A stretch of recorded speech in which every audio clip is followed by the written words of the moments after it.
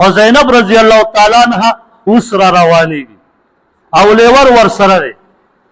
د دریو کسانو په قافله راځي او را روان شو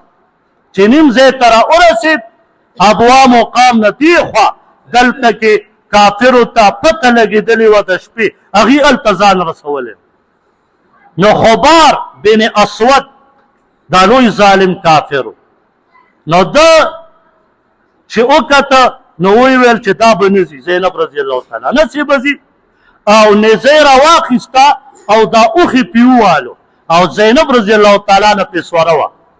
بس اوښ منډه کړه د منډې سره زینب رضی الله تعالی عنها را پرېوته په درځې وخوړه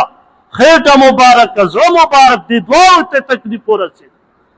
کنانه رضی الله تعالی عنه بس توره راوویسته او وی فرمایل ای کافرو واورئ والله که څوک را تېر شه بس وینه تویوم بل کار نه کو بس کافر ویرېده نو دا یې را روانه کړه او زینب رضی الله تعالی عنها مدینې مبارکې ته چې راورسېده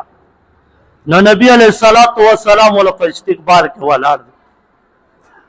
نبی علیه الصلاة وسلام ته څه پته وه چې زما ورور به زخمي راځي چې نبی علیه السلام وکت وجود مبارک په وینو باندې ښکاري نبی علیه السلام د یو کور ته دننه کړه خپلې بیبي کور ته و هلته یې وله په خپلو لاسونو مبارکو پټۍ لګول شروع کړه